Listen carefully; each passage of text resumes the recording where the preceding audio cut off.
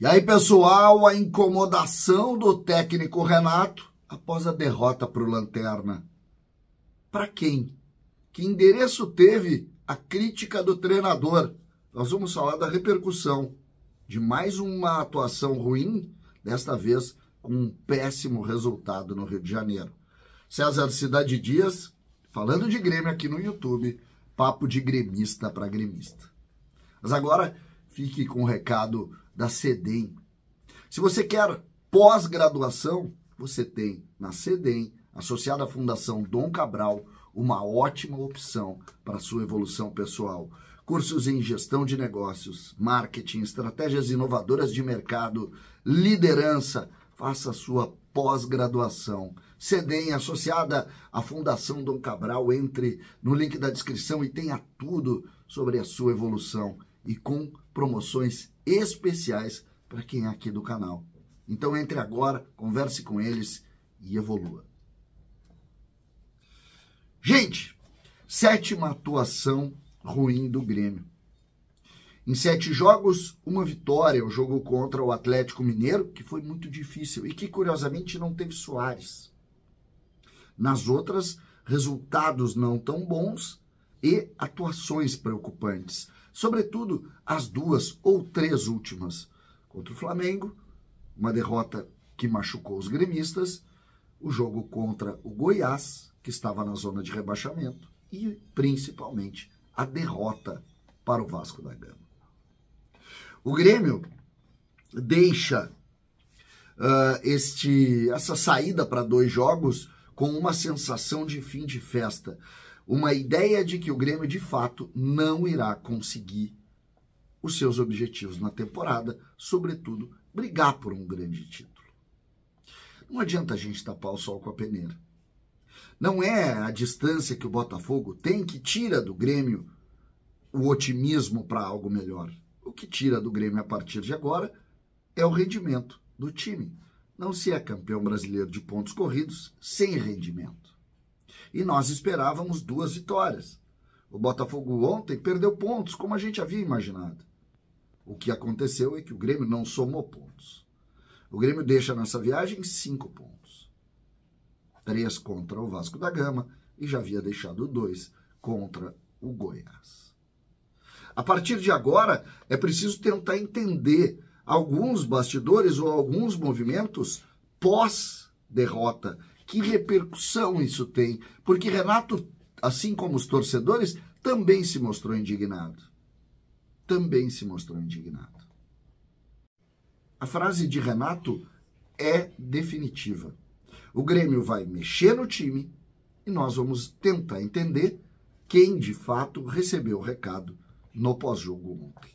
A frase é a seguinte, abre aspas para Renato Portaluppi. Sempre falo para eles que estão em um clube como o Grêmio e tem tudo de bom e do melhor, em todos os sentidos, com salários em dia.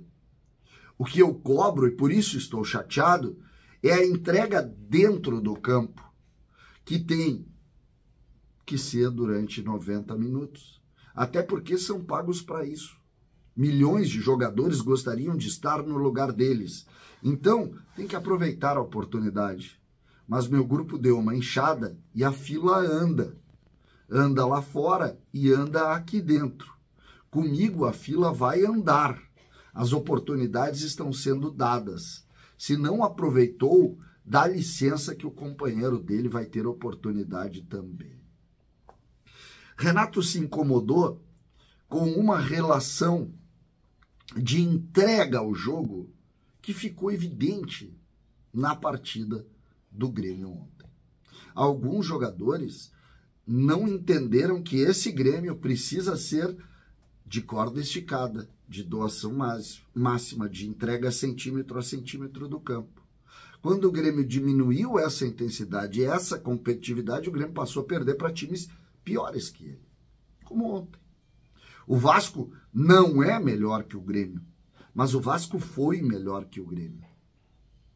É óbvio que nós temos que também discutir as escolhas de Renato e, claro, a construção do time para as partidas. E ninguém está passando pano no Renato. Mas agora também é preciso falar dos atletas. Nós voltamos ontem a viver o Grêmio individualista, o Grêmio da bola em Ferreira, que cria soluções uma ou outra no jogo, mas o resultado final sempre é o mesmo. Boas jogadas do Ferreira, boas iniciativas do Ferreira e um time desconstruído. Será coincidência? Essa é uma das avaliações que nós precisamos fazer. Outra coisa, o Grêmio voltou a ter um jogador no meio-campo que não anda. Assim como era com o Jean-Pierre, assim como foi até mesmo com o Luan no final da carreira dele, aqui em Porto Alegre. Assim como foi, por exemplo, com os jogadores na Série B que não andavam, que não marcavam, que não jogavam, que não brigavam. A mesma coisa. E quando tu tem a mesma receita, tu tem o mesmo resultado. O futebol, ele é definitivo nesse aspecto. Quando tu entrega a mesma coisa, tu recebe exatamente a mesma coisa como resultado. E eu penso que o Grêmio precisa também dar uma olhadinha para trás para saber por que deu errado. E eu falo mesmo até do trabalho do próprio Renato lá naquele final do Grêmio. Aquele final. Quando o Renato deixa o Grêmio lá em 2021 ainda, lá no início do ano, ou aquele final de 20, nós tínhamos semelhanças muito grandes com o Grêmio que nós vimos ontem. Um Grêmio que era diferente, um Grêmio que não tinha consistência de time, um Grêmio que tinha jogadores fora de forma, um Grêmio que tinha uma necessidade absurda de uma jogada individual, o Grêmio que não conseguia ter o processo conjunto, algo que nós tínhamos de alguma maneira esquecido nesse início de ano, porque nós tivemos antes de tudo um time brigador. Nessa temporada, até essa mudança, o time do Grêmio era um time brigador, um time lutador, um time de entrega. Um time que tinha dificuldades, que tinha peças abaixo, tudo bem, mas nunca tinha faltado o que nós vimos ontem, competitividade. E sem ser competitivo, não existe mais futebol. Não existe. O futebol, desde o momento em que se entregou um campo para todos jogarem, e isso não faz muito tempo, há 15 anos atrás não era assim, mas hoje é, não dá para ter jogadores que não se dedicam 100%, porque senão quando tu não tem a bola, tu não tem 11. E isso não existe mais. Não existe mais.